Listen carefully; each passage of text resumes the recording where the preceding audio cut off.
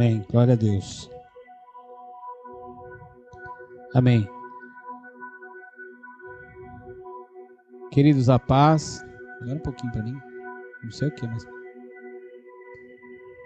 Paz do Senhor. Não é. Amém.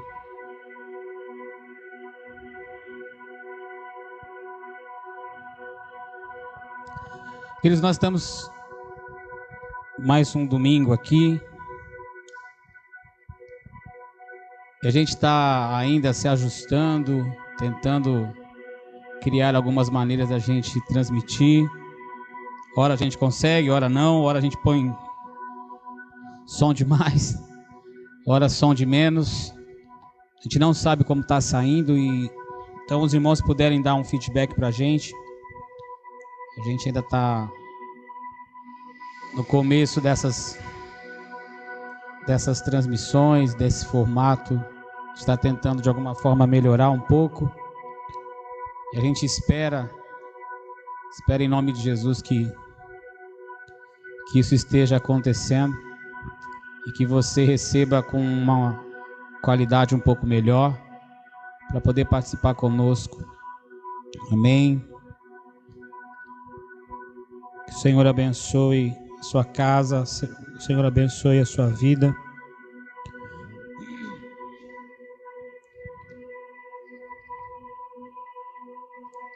Em nome de Jesus. Domingo passado nós estávamos falando a respeito de princípios, fundamentos, a respeito de profundidade, de ir mais fundo em Deus, de meditar em uma palavra, de não sermos rasos. E eu queria de alguma forma estender isso, eu queria de alguma forma continuar com essa mensagem, continuar com esse plano de conversarmos a respeito disso. E como nós estamos falando de profundidade, eu também queria falar a respeito de proximidade. Nós estamos sendo embutidos nesses dias, nós estamos sendo levados nesses dias a um tempo de caminhada de fé, a um tempo da gente se posicionar em uma nova estação, em um novo tempo, em um novo ciclo, em um novo circuito, onde nós... Posso continuar? Tá tudo bem? Amém? Amém. Nós estamos em um tempo de uma estação nova, onde a gente vai precisar de se adequar àquilo que está acontecendo em nossos dias. Nós vamos precisar de nos aprofundar em clareza daquilo que Deus está querendo fazer nesse tempo, nesses dias. E isso vai exigir de nós um pouco mais de esforço. Eu sei que a maioria das pessoas estão pedindo e estão esperando um Salvador aparecer. Tanto é que nesses dias nós estamos vivendo dias onde os governos, os governadores de cada estado, eles estão agindo de maneira, às vezes até autoritária, mas tudo isso com a desculpa, com a palavra de que é para proteger, de que é para salvar. E esses dias atrás, quinta, sexta-feira, algo parecido com isso, eu vi um vídeo onde uma moça, uma jovem, entrou em um ônibus e ela entrou sem a máscara. E eu não estou dizendo com isso que ela estava certa em fazer esse procedimento, mas ela, talvez por um descuido, eu não sei qual era o motivo, ela acabou acessando esse ônibus sem uma máscara protetiva. E a sensação de que nós precisamos de um Salvador é tão grande que a própria população que estava dentro do ônibus quase agrediu essa moça fisicamente e fez com que ela descesse do ônibus. Porque o medo tomou conta de uma maneira tão intensa, aonde nós estamos clamando por um Salvador. E o medo faz com que a gente clame por alguém que nos salve. E eu comecei a pensar nisso e comecei a olhar para a igreja de Jesus. E a gente não adianta, se a gente não parar para analisar as coisas, muitas vezes a gente se perde achando que o mundo está operando fora daquilo que a igreja semeou. E na verdade a sociedade, as pessoas estão caminhando e elas são simplesmente um extrato daquilo que a própria igreja, aquilo que homens e mulheres que vivem um conceito cristão, eles semearam há tempos atrás. Há, sei lá, no mínimo aí 10 anos, se é projetado dentro das igrejas uma dependência de alguém, principalmente alguém que tenha o poder e o domínio do microfone. Eu quero que você entenda que eu não sou contra muitas coisas que eu vou falar. Eu sou contra, às vezes, a intenção daquilo que se é feito através disso que eu vou dizer. Por exemplo, eu não sou contra em chamar pessoas no final do culto para você orar com imposição de mãos. Não sou contra isso. Mas eu sou contra a dependência que alguns que adquirem, que têm o poder do microfone, eles imputam sobre as pessoas que estão dentro de uma casa chamada igreja, e agora essas pessoas parece que elas não têm acesso ao Salvador da vida delas, então elas precisam de um intermediador entre Deus e os homens, e Jesus já não parece ser mais esse intermediador. Parece que esse intermediador agora se tornou o pastor. Isso me faz lembrar muito uma idolatria praticada não só no Brasil, mas muito forte no Brasil, que é a respeito de uma frase. É lógico que você vai entender, e você, meu irmão católico, eu não estou aqui para te ofender, eu só estou aqui para trazer clareza. E se a verdade te ofender, então já não sou mais eu. Mas existe uma frase muito conhecida na nossa nação, que é: pede para a mãe que o filho dá. E tem muita gente que está dentro de uma igreja evangélica, já não é mais uma igreja católica, apesar também de ser uma igreja cristã, mas é uma igreja evangélica, que nessa igreja evangélica, ela apenas trocou o ídolo, apenas trocou aquele que vai salvá-la, apenas tirou um e colocou um outro. Se nos nossos irmãos católicos a frase é: pede para a mãe que o filho dá, nos nossos irmãos evangélicos pede para o pastor que Jesus dá. Parece que o pastor ele se tornou o salvador. Então muita gente vem num culto, muita gente vem, vai numa missa, muita gente vem numa igreja e vem para um conceito cristão, mas dentro desse conceito cristão, na verdade, ele só está esperando o final do culto e todo o momento litúrgico do culto, ele só serve para que eu possa estar perto de alguém que possa me salvar. Nem que enquanto eu vou fazendo o culto, enquanto eu estou celebrando a missa, enquanto eu estou celebrando o culto, eu vou de alguma forma tentando agradar tanto a Deus quanto a alguém que está com o microfone na mão, e eu agradando essas pessoas, eu consiga, quem sabe, no final do culto sair com a minha bênção.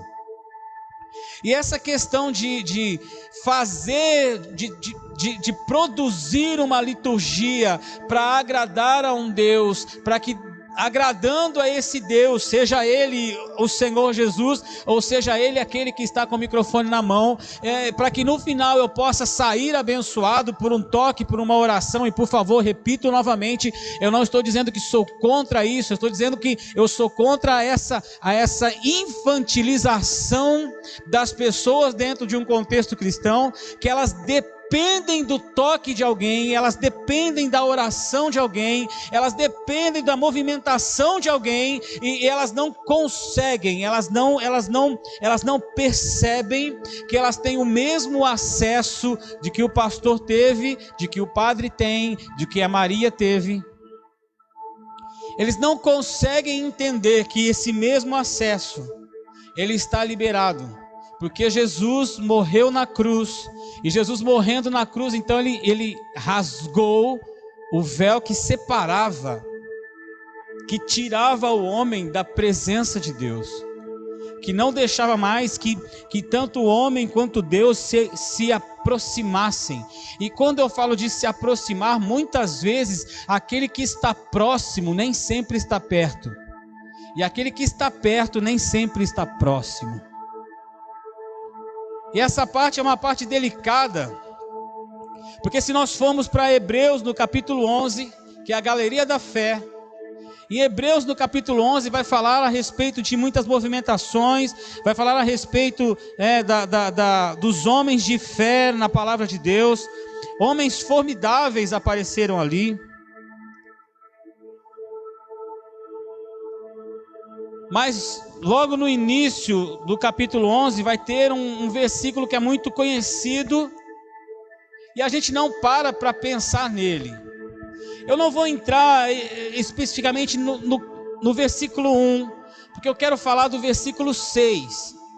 Mas eu vou ler o versículo 1 e depois vou ler o versículo 1, 2 e 6.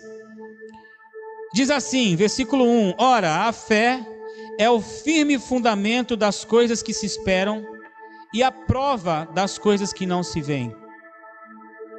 Porque por ela os antigos alcançaram testemunho. Por ela os nossos antepassados testemunharam. Versículo 6: Ora, sem fé é impossível agradar a Deus, porque é necessário que aquele que se aproxima de Deus creia que Ele existe e que é galardoador dos que o buscam. Deixa eu te dizer uma coisa. Essa dependência que foi criada por alguém, por um Salvador, tem gerado nos dias de hoje um efeito ditatorial. Talvez você que mora, no estado de São Paulo, você talvez esteja aí sentindo até algum ranço quanto ao governador de São Paulo, pelo fato dele ter estendido a quarentena, ter estendido o isolamento social até o dia 31 de março. Aqui na cidade nós temos um grupo de pastores com mais de 100 pastores, e eu ouvi muita coisa a respeito dos pastores que estão muito chateados e muito frustrados pelo fato das igrejas não poderem abrir, elas não poderem ter os seus cultos, com a presença dos irmãos, dos membros. Aqui nós estamos em torno de 8 pessoas, nessa noite, porque são as pessoas que trabalham aqui com a gente da mesa, gente que está mexendo para mandar a filmagem para vocês, o pessoal que toca aqui com a gente e tal, mas a gente não pode colocar todo o pessoal aqui, a gente não pode estender aqui, abrir as portas e deixar que um visitante venha, por exemplo. O pessoal que está aqui está todo mundo de máscara, tem álcool em gel para todo mundo, inclusive aqui para mim, Então os pastores ficaram chateados pelo fato do governador ter colocado novamente, estendido novamente essa quarentena, e alguns até disseram: poxa, isso parece ditadura. Ele está impondo as coisas e a gente não tem condição de ficar assim, e houve uma certa reclamação. Só que isso trouxe no meu espírito um sentimento daquilo que nós estamos fazendo de maneira até oculta. Porque as igrejas, infelizmente, e por muito tempo, líderes espirituais, líderes de igrejas, se colocaram da mesma maneira, só que de forma oculta. Quantas vezes você ouviu: eu oro por você, eu subo o monte por você, traz uma oferta e eu vou naquele lugar. Eu estou subindo o monte e vou colocar o seu nome, traz aqui, coloca o seu nome, mas não deixa de deixar uma oferta. E você terceirizou aquilo que era para eu e você fazer, nós terceirizamos na mão de outros. Nós colocamos na mão do outro. Quantas vezes nós saímos de casa e às vezes nem teve a questão da oferta, mas simplesmente na nossa mente, nós saímos de casa e fomos para uma igreja pensando assim: vou pedir no final do culto para que o pastor ore por mim, porque o pastor é amigo de Deus. O pastor é mais chegado. O pastor é mais amigo. Eu não sou. E entenda uma coisa, eu não estou dizendo que não tem pastor que seja amigo de Deus. Eu espero que tenha muitos. Até tenho certeza que tem. Mas o problema é por que você não é tão amigo quanto o seu pastor? Por que você não é tão amigo de Deus, até mais que o seu pastor? Talvez porque você se acomodou em algum lugar e quem sabe até de forma, como eu disse, de uma forma sutil e que a gente nem percebeu, mas uma forma que nos travou e nos deixou paralisados, dependendo de um Salvador. E porque a gente ficou dependendo de um Salvador, sempre precisando ir atrás de um, sempre precisando ir encontrar alguém que seja o nosso Salvador nesses dias, a gente acabou agora encontrando um, que talvez seja o seu governador, porque ele está usando justamente a mesma coisa, é a mesma retórica. Ele está usando, só que não é de maneira disfarçada, é totalmente aberta. É dizendo, eu estou fazendo isso para salvar você. E ai de você de achar que não, porque tem algo invisível que está matando. Você já parou para pensar? O pecado é algo invisível, você não consegue ver. O pecado é algo invisível que te mata, que te tira da presença de Deus. E aí precisa de um Salvador para te colocar de volta. Só que esse Salvador não é o teu pastor, esse Salvador é Jesus. Só que infelizmente, muitas vezes, nós olhamos para alguém com um microfone na mão. Nós olhamos para alguém que tem um certo poder. Nós olhamos para alguém que tem até cara de espiritual. E aí a gente achou que esse cara ia ser o nosso Salvador. Que esse cara ia levar a gente para o céu. E eu tenho que te dizer, ele não consegue. E a palavra do Senhor vai dizer que sem fé, o que vai nos levar para um lugar aonde nós vamos nos aproximar de Deus é a fé. E como eu quero falar para você de uma fé que também não é a fé a qual a gente de alguma forma aprendeu. Porque a gente aprendeu não é fé, o que a gente aprendeu é crença. O que a gente aprendeu é acreditar. E por exemplo, você que está me assistindo, você que está me ouvindo, talvez você tenha no seu celular talvez ele seja pré-pago. Se o seu celular for pré-pago, você vai entender um pouco melhor daquilo que eu estou dizendo. Porque tem muita gente que tem a fé pré-paga. E como essa fé é pré-paga? É mais ou menos assim. Você primeiro acredita, você põe crédito a. Você põe crédito para poder usar. Mas eu quero que você pense agora, por exemplo, você colocou crédito no seu celular, só que você esqueceu o dia que vai vencer, que vai virar. Ou seja, o seu crédito vai ter um limite. Quando é que ele vai terminar? Seja ele no uso ou seja ele no prazo de tempo.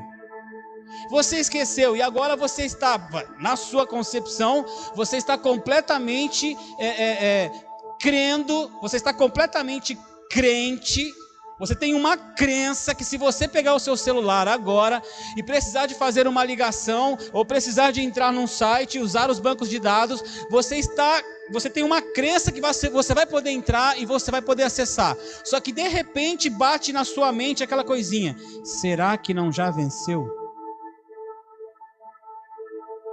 Será que eu vou conseguir ligar? Será que vai dar certo? Ou então você pega o celular, você põe para discar, faz a primeira chamada e diz: não foi possível completar essa ligação. Aí você já fica naquela: será que o meu crédito acabou?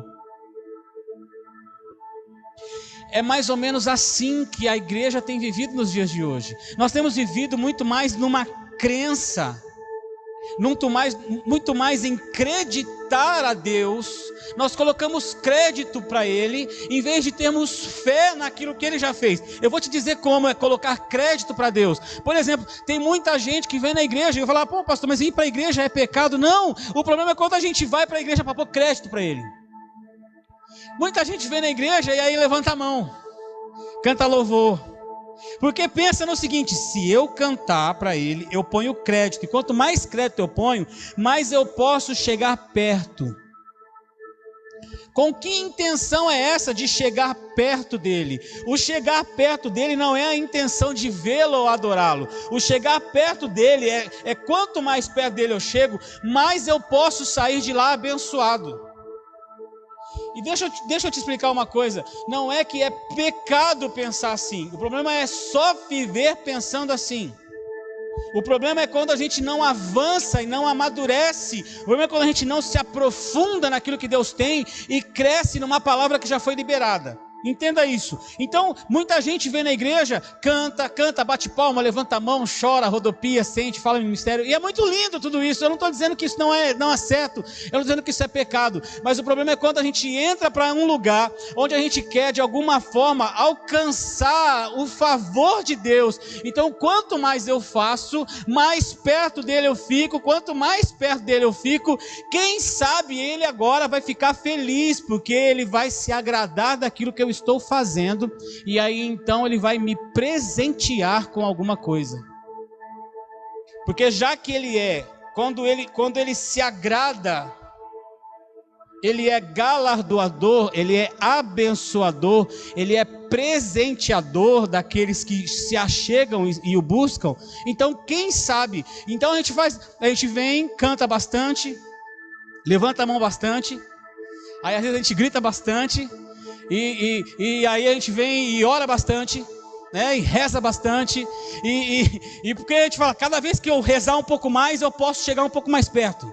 Cada vez que eu orar um pouco mais, eu posso chegar um pouco mais perto. Cada vez que eu cantar um pouco mais alto, quem sabe ele vai gostar, eu posso chegar um pouco mais perto. E quando eu dou uma oferta então? Meu Deus! Porque Deus parece que não aguenta uma oferta, né? Não, quando eu dou uma oferta, porque eu já começo a pensar, quando eu dou uma oferta eu tenho direito. Agora não, agora eu não posso nem falar. Porque agora eu pus crédito mesmo, agora ele tem que vir responder. E a gente pensa que assim a gente vai chegar perto dele.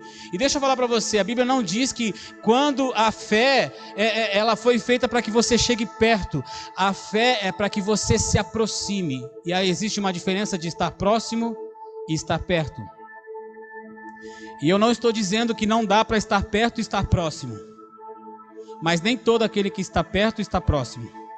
E nem todo aquele que está próximo está perto. Entenda. Tem gente que quer ficar perto para ver se consegue alguma coisa. Agora já o profeta Ezequiel, se eu não me engano, no capítulo 43 das águas, e 47, Ezequiel 47 vai ter uma analogia, aonde o profeta, ele é chamado pelo anjo de Deus, ele tem uma visão, ele vai para a sala do trono, ele vê no trono, o trono de Deus, aonde está brotando água, a fonte das águas está saindo do trono de Deus, e essas águas estão correndo e se formando um grande rio. E nesse grande rio que essas águas estão se formando, o anjo de Deus não sei se você já reparou, mas está o anjo de Deus, e toda vez que está o anjo de Deus, está se referindo a respeito do Cristo, mas isso aí a gente deixa para uma outra hora. E o anjo de Deus então mede 1000 côvados e chama então o profeta para entrar para esse lugar. E quando ele chama o profeta para entrar para esse rio, o profeta então agora anda e as águas estão na canela. Depois o anjo de Deus mede mais 1000 côvados e agora as águas foram para os joelhos. E o profeta então mete mais 1000 côvados e agora as águas foram para as cinturas, para os lombos. E agora o anjo mede de novo mais 1000 côvados e o profeta vai para dentro. E dentro desse rio agora ele não tem mais pé, ele tem que ficar a nado. E o propósito é ficar em um lugar onde não dá mais pé, até que você não consiga mais ficar nadando e você afunde. Por quê? Porque o que ficou de fora, a única coisa que ficou de fora do profeta foi a sua mente. Ele ficou de toda forma lutando para ficar ainda pensando os seus próprios pensamentos. Mas o propósito é que fique num lugar onde mergulhe, afunde, fique no profundo das águas. E no profundo das águas não tem mais vida sua. Agora só tem a vida do rio em você. Então esse é o plano. Mas eu não quero falar da vida do rio. Eu não quero falar dos pensamentos do homem. Eu quero falar da distância do trono até onde estava o profeta no rio. Quando o profeta foi chamado para esse lugar em visão, em sonho, quando o profeta estava nesse lugar do trono, ele estava próximo, mas também ele estava perto.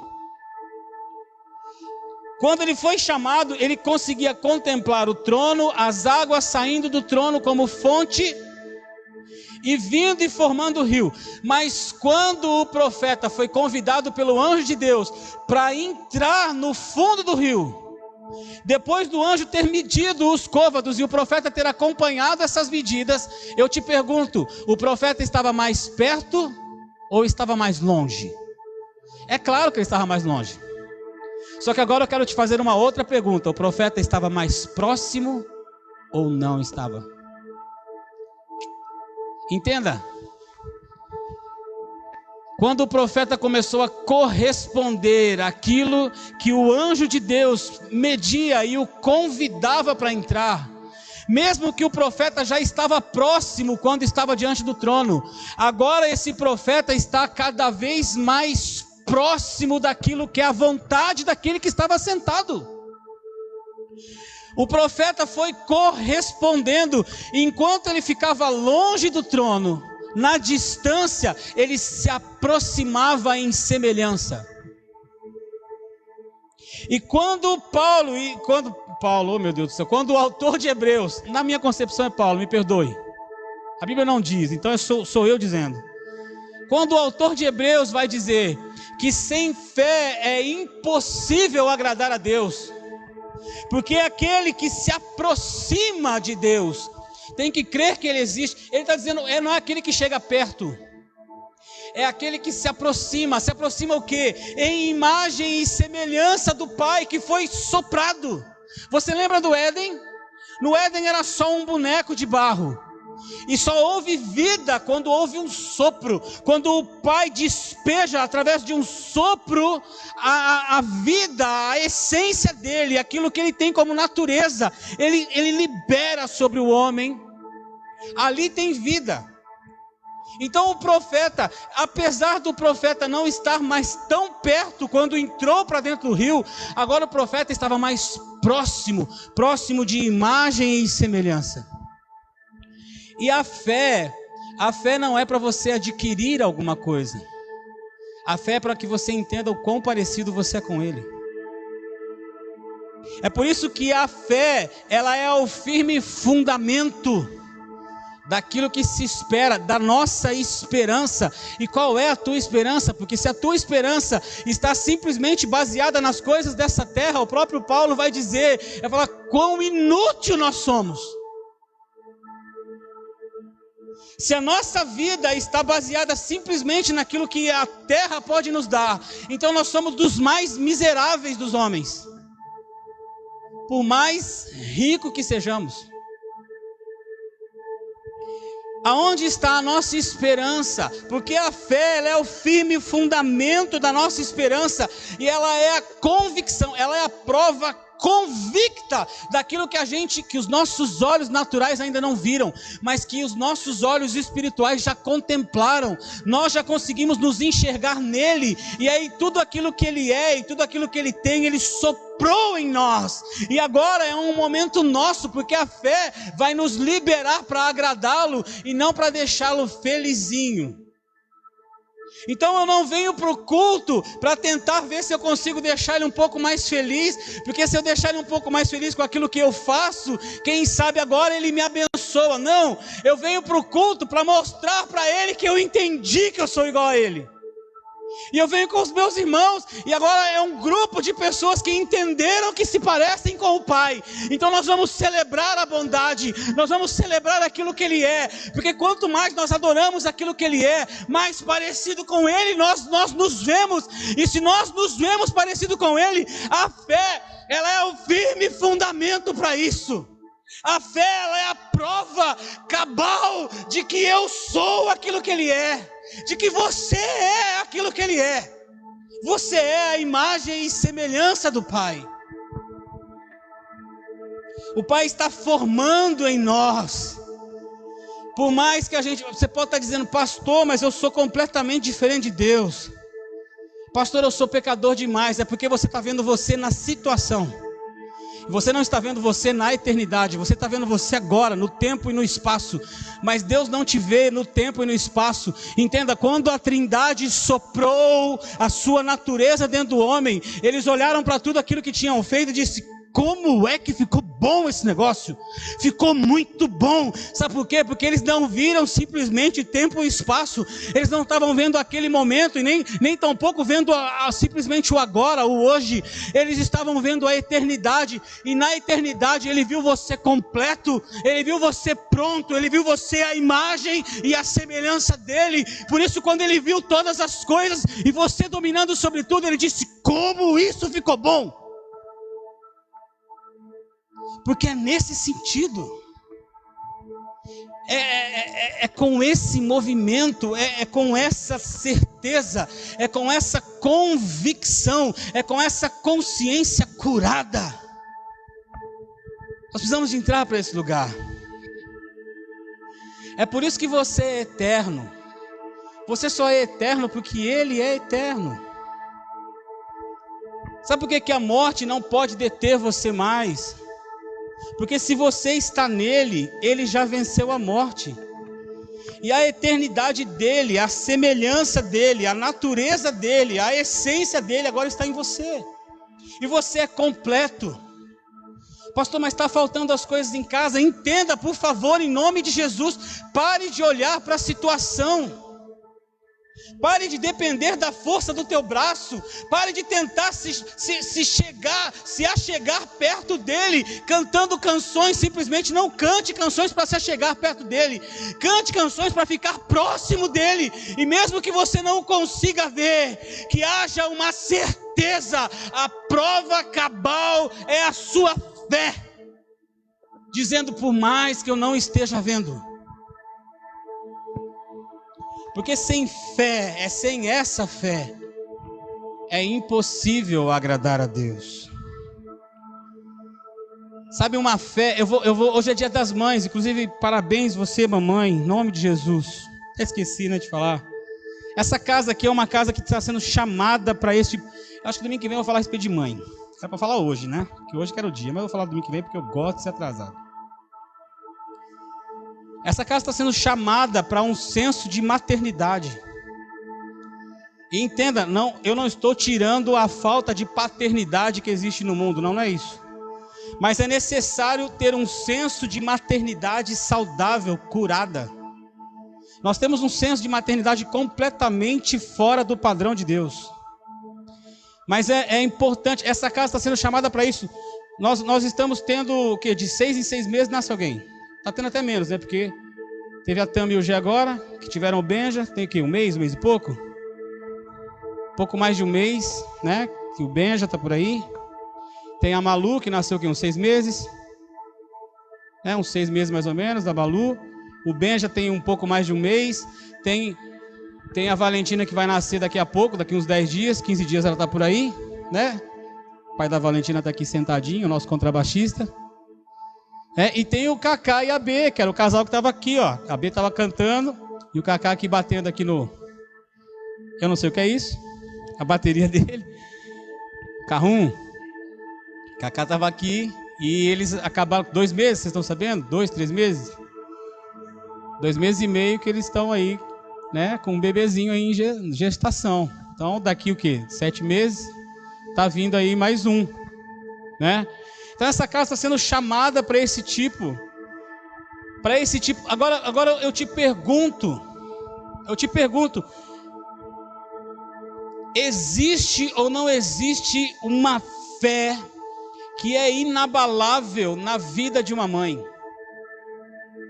A mãe, a partir do momento que ela sabe que ela está gerando algo dentro dela, ela muda a vida dela.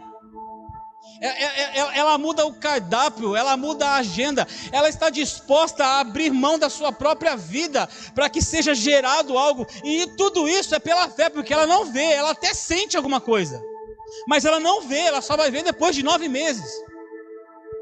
E ainda depois que nasce, ela está novamente, ela continua no mesmo propósito, em se entregar em fé para manter essa vida e fazer com que essa vida seja formada, até que essa vida seja formada alguém, uma pessoa sã, saudável, uma pessoa prudente. Esse é o propósito. E tudo isso, meu querido, é fé. Alguém que está disposto a entregar a sua própria vida na formação de outro. Eu vou perguntar para você, isso é ou não é igreja? Porque se Cristo é o marido e a igreja é a esposa, a função está justamente nisso. A igreja é o lugar da gestação. Porque esse Cristo que teve coragem de entregar a sua própria vida por amor à sua esposa, à sua igreja, ele inclusive em Efésios no capítulo 5 vai falar disso. Vós maridos, vocês vão ter que amar as vossas mulheres como Cristo amou a igreja e por ela se entregou. Então esse é o processo, mas a esposa, ela precisa agora, ela tem que de alguma forma entender o seu lugar e se lançar como sacrifício, como uma oferta, sem querer nada em troca. Meu amigo, se entregar sem querer nada em troca, isso é só pela fé. E não é uma fé de quem está procurando ser abençoado, é uma fé de quem já entendeu que é abençoador, agora tem total condição de morrer em favor de alguém, abrir mão da sua vida em favor da formação do outro. Isso é fé, é dessa maneira que Deus está esperando a sua igreja, e eu acredito que nesses dias, Deus está chamando a igreja para dentro. Essa questão de ir para casa, ficar em casa, por mais que te incomode, esse momento de ir para casa é chamando para dentro. Vem para dentro de você e analisa, por favor, veja tudo o que aconteceu na sua vida, onde eu te trouxe, até onde você chegou, porque é importante que você filtre tudo isso, tudo que te trouxe até aqui, sejam os momentos bons, sejam os momentos ruins, vem com tudo isso e agora aqui, com um olhar de fé, entenda o porquê eu te trouxe até aqui, porque agora você vai precisar de aumentar a sua fé, você vai precisar de trabalhar a sua fé, você vai precisar de exercitar ela, porque para onde eu quero te levar, o que te trouxe até aqui não tem condição de te levar mais. Aonde eu quero te conduzir, para um lugar de gestação que eu quero te levar, você não tem mais condição de ir com o limite de fé que você chegou até aqui. É necessário expandi-la. Então não é mais para vir, para simplesmente ver se toca ele, se chega mais perto dele para ganhar alguma coisa. Não, é para chegar perto dele, para entender o quão próximo nós somos, o quão parecidos eu sou dele. Você está entendendo? É nesse lugar que nós estamos sendo chamados para ir. Porque entenda uma coisa, se você quiser continuar a fazer das mesmas maneiras que você fez até hoje, deixa eu falar para você, não tem problema. Deus não vai te matar. Você não vai perder as coisas. Pode ficar sossegado. Você, querido pastor, líder, que talvez esteja aí assistindo, você não vai perder seu rebanho. Apesar, meu amado, Deus, deixa eu dizer para você, se você formou os membros, a membresia da sua igreja, debaixo do teu toque, só debaixo do teu cuidado, só debaixo daquilo que você sempre falou, e você nunca permitiu que a tua membresia alcançasse em Deus lugares altos, você nunca informou para eles, você nunca trabalhou no coração deles que era para que eles fossem e encontrassem esse lugar de proximidade em Deus. Deixa eu te falar uma coisa, você vai passar por tempos muito difíceis, infelizmente. Eu creio que muita gente não vai voltar mesmo.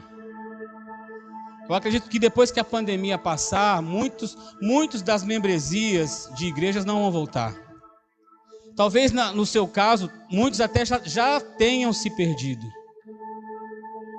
Talvez muitos já não consigam mais buscar a Deus, não consigam mais experimentar, ouvir a voz dele, sentir a presença dele, porque ele não consegue mais o teu toque, ele não consegue mais ouvir você, ele não consegue mais estar perto de você, porque ele não tem esse estar perto de você, talvez ele já tenha se perdido.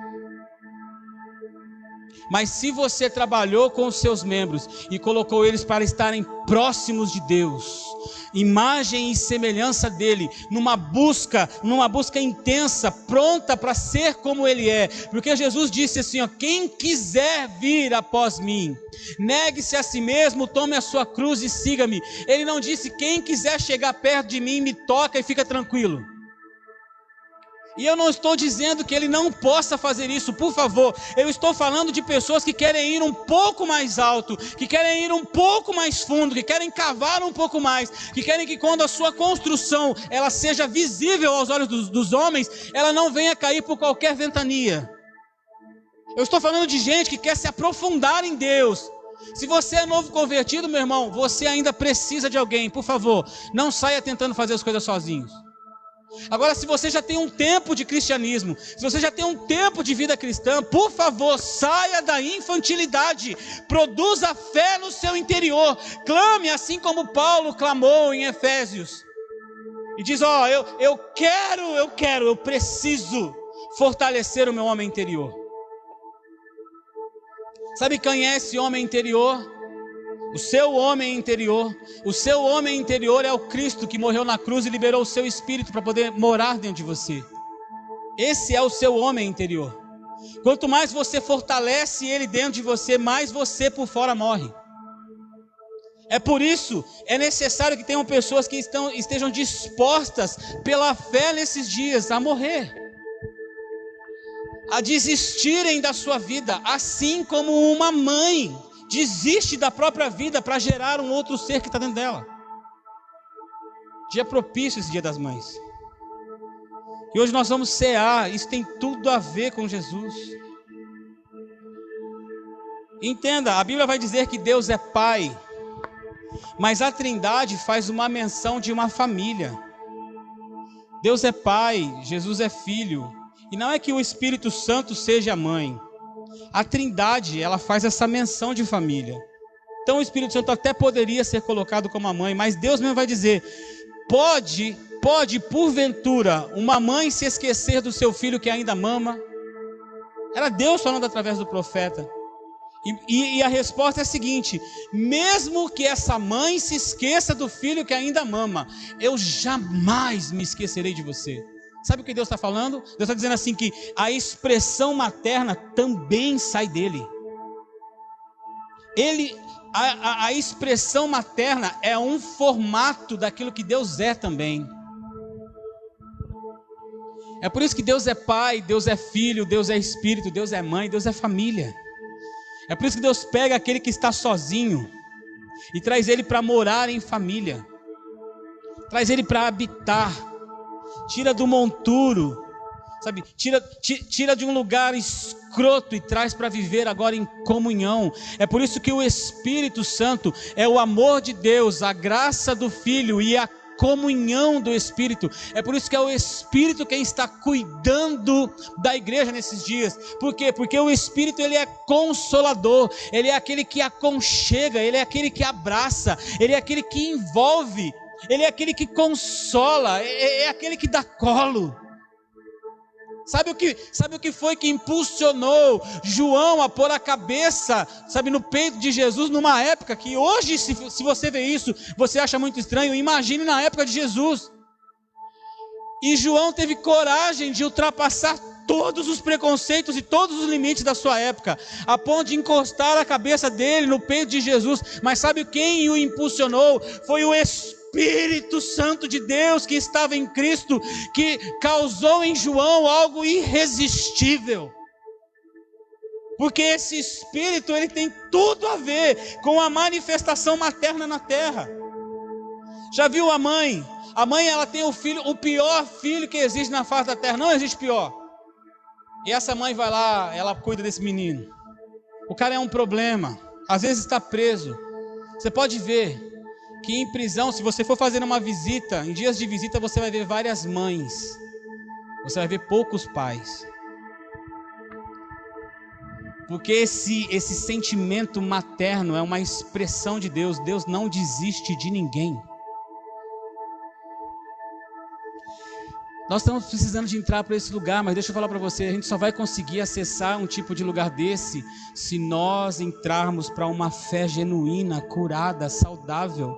Não é mais uma fé de quem vem para uma campanha tentando receber alguma coisa. Agora é uma fé de quem entendeu que é a resposta para todas as coisas. A igreja precisa entender nesses dias que ela é a resposta para todas as coisas. Ela é a resposta de Deus. Entenda, a igreja ela não tem uma missão, a igreja ela é a missão. A missão de Deus de alcançar povos, a missão de Deus de ser visto por toda a criação, é a igreja por isso que a igreja ela é missionária. Nós precisamos acessar esse lugar. E eu queria convidar você nessa noite, para você orar comigo nesse sentido e dizer: Senhor, eu quero entrar para esse lugar. Eu quero acessar esse lugar. Eu quero ter uma fé que me dá convicção de que mesmo que os meus olhos não estejam vendo, eu estou pronto no Senhor. Em Efésios, no capítulo 4, do versículo 11 em diante, vai falar que Jesus mesmo entregou uns para apóstolos, profetas, para pastores, mestres e evangelistas. E ele vai dizer, para o aperfeiçoamento dos santos, para a obra do ministério, para um trabalho ao qual Deus está fazendo. E qual é o trabalho que Deus está fazendo? É o aperfeiçoamento dos santos. Aperfeiçoamento para quê? Para ser imagem e semelhança, para ser o pronto que ele já viu, até que a gente chegue. Entenda, existe um tempo, até que cheguemos à estatura de varão perfeito, a imagem completa, a plenitude do homem de Cristo. Você está entendendo? Nós estamos sendo levados para esse lugar. É necessário que a gente tenha fé. No Dia das Mães é necessário que você tenha uma fé de uma mãe, que por mais torto que seja o filho, ela não desiste. Que ela sempre está pronta a abrir mão da sua vida em favor da formação de um filho, em favor da formação de alguém. Se nós estamos sendo formados, deixa eu falar com você, e eu quero muito que você abra o seu coração. Se você já recebeu de Cristo alguma formação da parte dele, entenda, eu não estou falando de mudança de comportamento, eu estou falando de transformação. Se você já recebeu, se você já foi formado, transformado em algo na sua vida, que você tem certeza de que se estiver perto ou se estiver longe, você é próximo. Eu preciso desafiar você nesses dias. Forme alguém daquilo que você já foi formado. Entregue a sua vida em favor de alguém. Lance a sua vida na formação de alguém. Seja você esse sentimento de mãe saudável, de mãe curada. Entenda, não é de uma mãe possessiva, é de uma mãe curada, de uma mãe que sabe que pela fé pode gerar, que pode abandonar a sua própria vida, pode abandonar a sua própria agenda, pode abandonar os seus gostos, os seus desejos. Ela sabe que ela pode abandonar. Por quê? Porque ela está gerando, ela está formando alguém. Que seja esse o sentimento de Cristo em nós nesse dia. Que no Dia das Mães a gente possa ter o mesmo sentimento que houve em Cristo. Que sendo Deus, Ele entendeu, eu posso abandonar isso daqui para formar alguém. E Ele alcançou você. com essa atitude de abandonar quem era. Ele não quis, ele não desejou ser maior do que era. Ele desejou ser expandido na vida de outros. Ele desejou ser multiplicado na vida de outros. É por isso que na ceia ele vem e ele parte o pão e ele multiplica, ele potencializa aquilo que era apenas um pão. Agora ele potencializou esse pão, distribuindo, repartindo para todos que estavam. Por quê? Porque agora esse pão, esse mesmo pão que poderia alimentar uma pessoa só, agora ele é alimento para muitos. Alguém que tem coragem de ser alimento para outros. Você já parou para pensar que o bebê quando nasce, já viu que o bebê quando nasce ele se alimenta de quê? Qual é o alimento do bebê? E deixa eu falar para você, o alimento do bebê não é o leite, o alimento do bebê é a mãe. O bebê se alimenta da mãe. Aquilo que a mãe tem, aquilo que a mãe come, aquilo que a mãe é o que passa para o leite. Ele se alimenta da mãe. Se a mãe estiver totalmente estressada, preocupada, se ela for drogada, se ela comer mal, o que ela fizer de errado, ela vai passar para o bebê. O bebê não se alimenta do leite, o bebê se alimenta da mãe. E uma mãe que sabe, uma mãe que é curada, uma mãe que é saudável, uma mãe que sabe quem é. Essa mãe, ela abre mão dos seus desejos, ela abre mão dos seus gostos. Se ela sabe que aquilo que ela quer comer, se ela sabe que aquilo que ela quer beber vai fazer mal ao seu bebê, quando esse bebê for se alimentar dela, quando ela for amamentar esse bebê, ela abre mão da agenda, ela abre mão de tudo, ela abre mão do sono, ela abre mão da vida. Nós precisamos nesses dias de gente que seja como Cristo, que abre mão da vida para formar alguém, para ser alimento para alguém, e não para se achegar querendo alimento. É para ser alimento, entenda, eu e você, nós fomos feitos o pão dele. Você é uma parte do pão de Cristo, porque o pão era o símbolo do seu corpo. Eu e você somos um pedaço desse pão. Esse pão repartido, você é uma parte. Agora alguém precisa se alimentar de você. Alguém precisa se alimentar daquilo que você já carrega. Alguém precisa ser transformado daquilo que você já foi formado. Então se lance pela fé, em nome de Jesus. Seja uma mãe nesses dias. Aconchegue, dê cuidado. Acalante. Abrace, cuide. Faça isso pela fé. Em dias de crise, muitos vão correr na força do seu braço, mas apenas o justo pode viver pela fé.